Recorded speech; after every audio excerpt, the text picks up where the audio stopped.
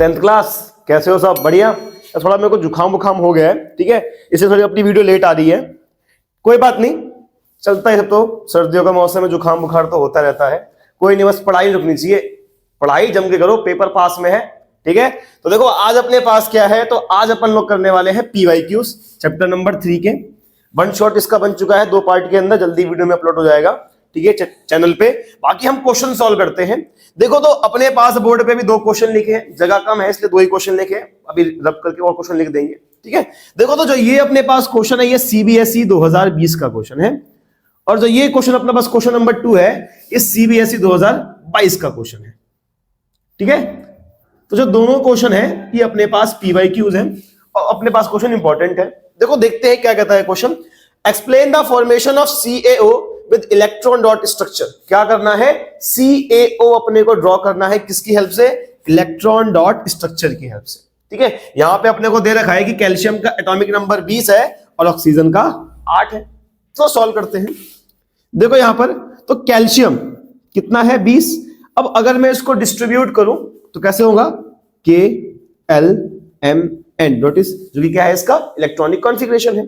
तो देखो यहां पे 2 8 8 2। तो कैल्शियम के आउटर मोस्ट शेल में कितने इलेक्ट्रॉन्स हैं? 2। मैं अगर बात करूं ऑक्सीजन के बारे में तो इसका नंबर हो गया 8, ये हो गया 2 और 6। कैल्शियम के पास 2 और ऑक्सीजन के आउटर मोस्ट शेल में कितने इलेक्ट्रॉन्स हैं? 6। तो यहां पे देखोगे ऑक्सीजन को क्या है, अपना ऑक्टेट पूरा करने के लिए चाहिए 8 इलेक्ट्रॉन। तो इट मींस ऑक्सीजन क्या करेगा, 2 इलेक्ट्रॉन कहीं से लेगा।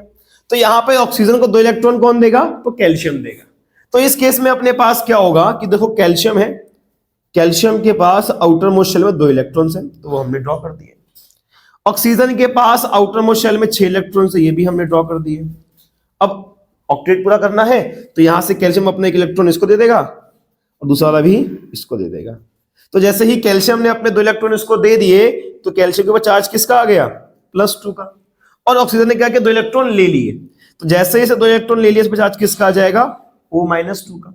तो दोनों आपस में मिलेंगे और क्या फॉर्म करेंगे, CaO, और यहां पर एक बॉन्ड बनेगा और इस बॉन्ड को क्या बोलेंगे हम, आयोनिक बॉन्ड बोलेंगे। तो इस तरीके से हम क्या करेंगे, CaO का इलेक्ट्रॉनिक कॉन्फ़िगरेशन या फिर इलेक्ट्रॉन डॉट स्ट्रक्चर बना के दिखाएंगे, ठीक है। समझ में आ गया? चलो बढ़ते हैं अगले क्वेश्चन पे। क्वेश्चन नंबर 2 क्या कहता है, a metal X when added to solution of ZnSO4। एक मेटल X है, आंसर नंबर 2 क्या है मेरे पास, एक मेटल X, उसको किस में ऐड करता हूं मैं, ZnSO4 में ऐड करता हूं, ठीक है। Shows no change in colour of the solution. जैसे ही इसको ऐड किया मेरे पास एक कंपाउंड बनेगा, बट जो एक कंपाउंड बना उसके अंदर कोई चेंज नहीं हुआ कलर के अंदर, मतलब नो चेंज इन कलर, जो कलर पहले था वही सेम कलर अभी भी है। तो पूछता है मेटल X क्या होगा, ठीक है। उसके अलावा metal X used to join railway tracks, और साथ साथ में क्या बोला है कि मेटल X का इस्तेमाल किस में करेंगे हम, रेलवे ट्रैक्स को ज्वाइन करने में करेंगे, ठीक है। मेटल X का इस्तेमाल किस में करेंगे, ट्रैक्स को ज्वाइन करने में। तो रेलवे ट्रैक्स को ज्वाइन करने में हम 2 मेटल का इस्तेमाल करते हैं।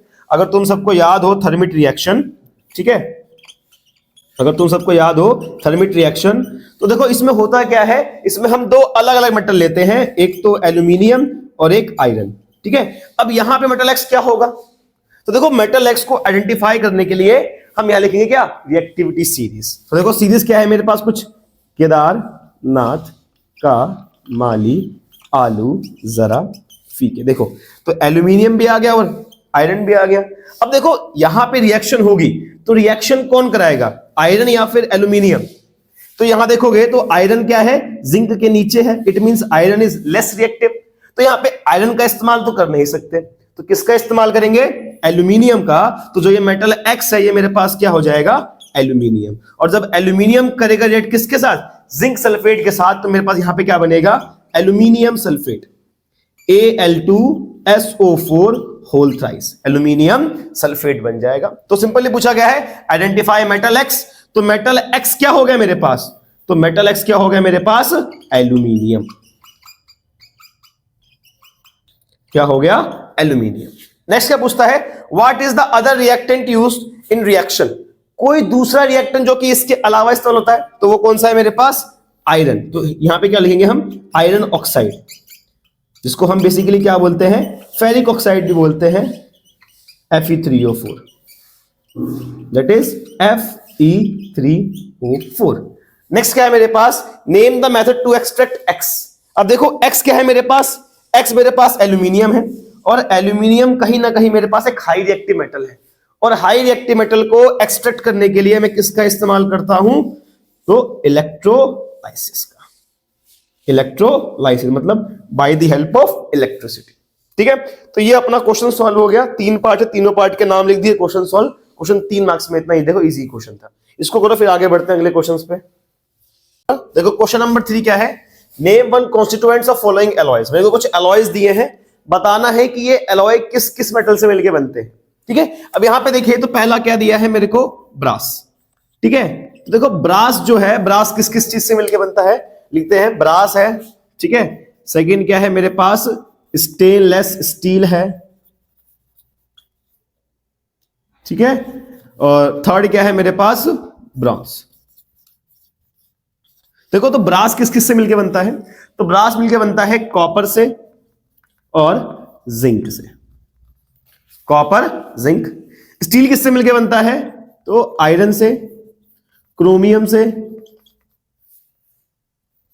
और निकल से। वही जो मेरे पास ब्रॉन्ज है, ये किससे मिलके बनता है, कॉपर से और टिन से। ठीक है, ये तो हो गया। अब अगला पार्ट क्या पूछता है, right one property in each of the alloy which is different from its constituents. अब कुछ ऐसी प्रॉपर्टीज बताओ जो कि इनके जो ये कॉन्स्टिट्यूएंट्स है इनसे अलग है। देखो जैसे कि बात करें कॉपर और ये जिंक। कॉपर हो गया, देखो ब्रास हो या ब्रॉन्ज हो, दोनों में कहीं ना कहीं अपने पास कॉपर है। ब्रास हो या ब्रॉन्ज हो, दोनों में अपने पास क्या है, कॉपर है। और कॉपर जो है वो कहीं ना कहीं मेरे पास क्या है, एक बहुत अच्छा कंडक्टर किसका, इलेक्ट्रिसिटी का। बट ब्रास और ब्रॉन्ज जब इसके एलॉय बन जाते हैं तो ये अपनी इलेक्ट्रिविटी कंडक्टिविटी थोड़ी लूज कर देते हैं। सिंपली कहे तो देखो ब्रास और ब्रॉन्ज में दोनों में कॉपर है, और कॉपर अपने पास क्या है, एक हाई एक क्या है, अच्छा कंडक्टर है बिजली का। बट वहीं पे ब्रास और ब्रॉन्ज नहीं है। तो ये जो अपने को डिफरेंस है ये लिखना है, दैट ब्रास एंड ब्रॉन्ज, ठीक है, both have copper which has good conductivity of electricity but they don't have. ठीक है, अगला पार्ट देखो, यहां पे देखोगे तुम स्टील। स्टील में देखो आयरन है, आयरन के अंदर जंग लग जाता है।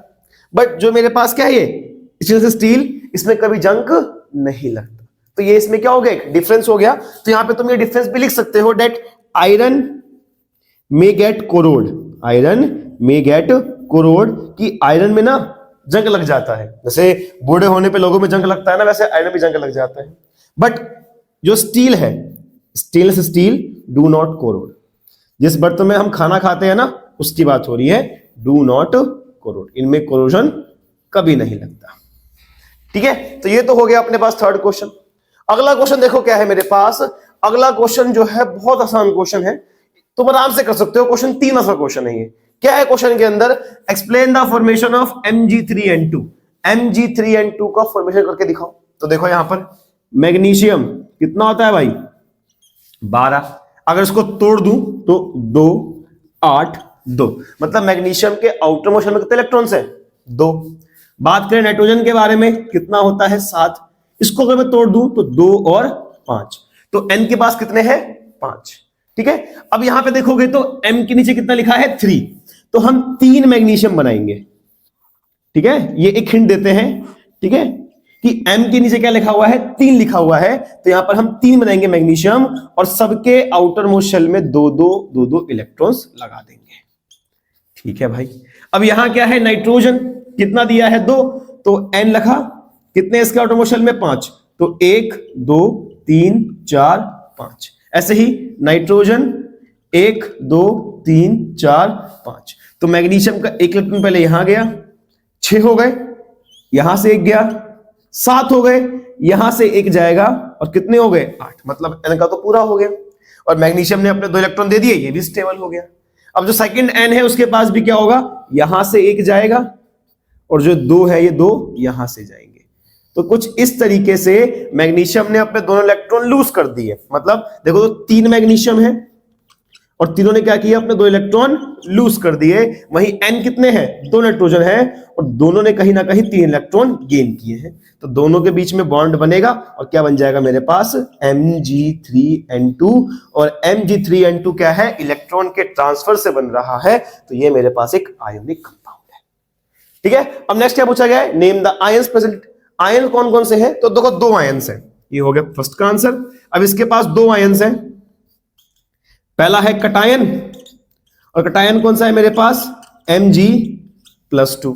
सेकंड कौन सा है मेरे पास, anion, that is N-3। Next क्या पूछा है, राइट अबाउट सॉल्युबिलिटी। देखो बात कर रहे हैं सॉल्युबिलिटी के बारे में। सब जानते हैं आयोनिक कंपाउंड्स जो है वो सिर्फ पानी में डिसॉल्व होते हैं। तो तुम सिंपल ले सकते हो कि ionic compounds are soluble in water, but dissolve किस में नहीं होते, तो जितने भी हमारे पास ऑर्गेनिक सॉल्वेंट्स हैं जैसे कि अल्कोहल, ग्लूकोज, इसमें डिसॉल्व नहीं होते। तुम लिख सकते हो डेट Mg, ठीक है, सिंपल लिखो Mg3n2, Mg3n2 is dissolve in water but do not dissolve in alcohol या और ग्लूकोज जैसे ऑर्गेनिक सॉल्वेंट। ठीक है, तो यहां पे अपने पास ये क्वेश्चन भी खत्म होते हैं। देखो इसको,